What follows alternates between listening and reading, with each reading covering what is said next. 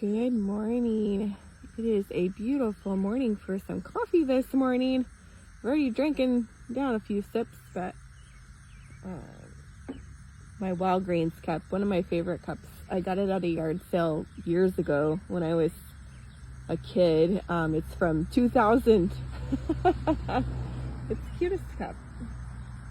Makes me happy. It was their anniversary cup, so I'll show it to you really quick. Isn't it fun? So anyway, have that cup. And I enjoy it thoroughly. So my cups are kind of a fun thing for me. I get a different one every morning or a location or whatever. And I do get rid of some of them, but I circulate. So it's fun to have new cups. So we do have a visitor or two probably this morning. The hummingbirds love this spot. And so they have been cheeping at me, not happy that I am here. So may have a friend or two. So I'll try to be quiet so that we can do our lesson and maybe enjoy some hummingbirds. So this morning my lesson is titled, The Beauty of a Simplified Life.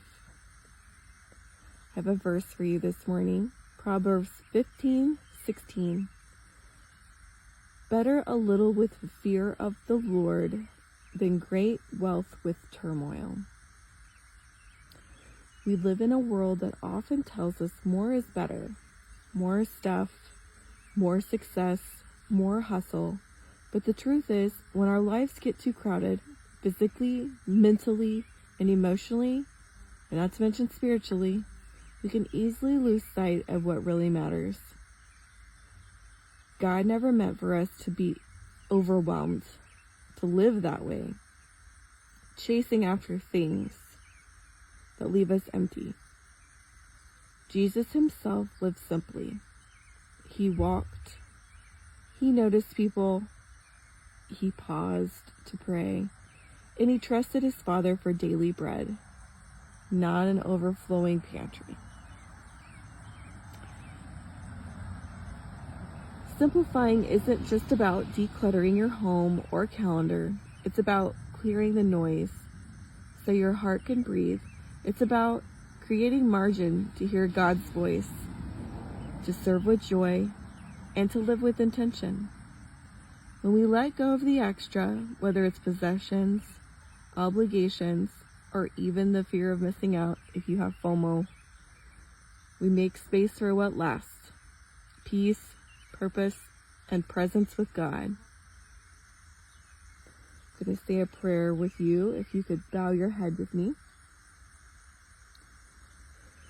Lord, help me release anything that distracts me from you. Teach me to value what matters most and to find joy in the simplicity of your presence.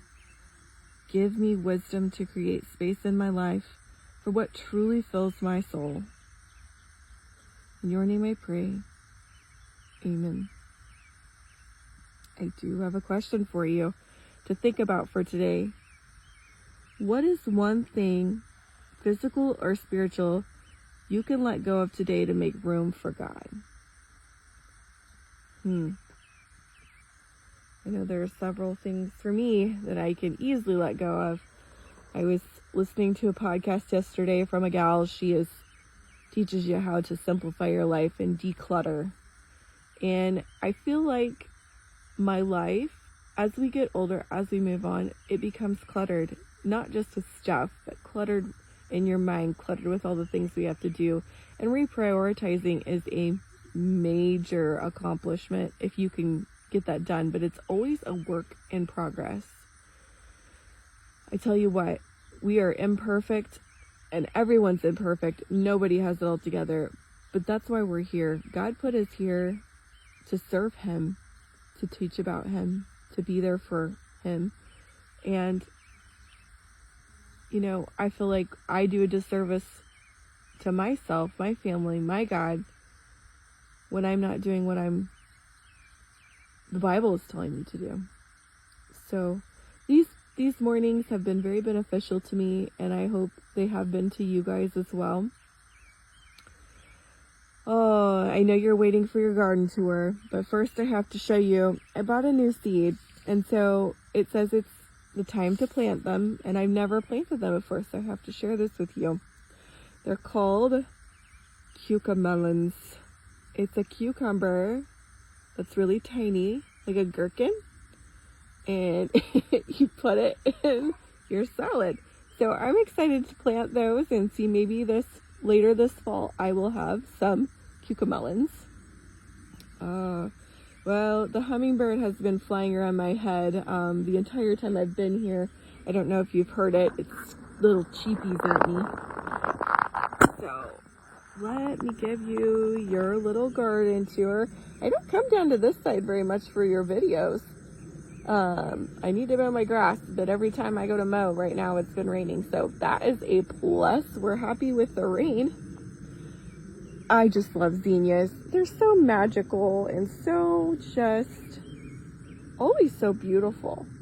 If you are a first-time gardener and you just really want to get a plant that is going to be hardy, I feel like they always come up, and you could pick them. In fact, they suggest that. So if you look at this plant, it has several. There's a good example. You're going to have several limbs off of this. So if you pick this one, you're going to have 4 more. There's another one down here. Sorry, my camera's terrible. So you could pick and pick and pick, and they're so hardy and they're beautiful. Probably one of my top 10 favorite flowers to recommend for a new gardener. I did try some new ones this year. So we've got some ombre mix and some variegated type with pinks and yellows. And then also there's some paint. Paint splatter is what they call them. So they're kind of neat too. Well, the pumpkin patch is doing great. We've got some borers. I got to go in and get the larvae out. They're just boring in here, and I don't know if they're going to make it or not. So this one anyway. The other ones, yeah, they're starting to do that too. I got to get some diatomaceous earth out here.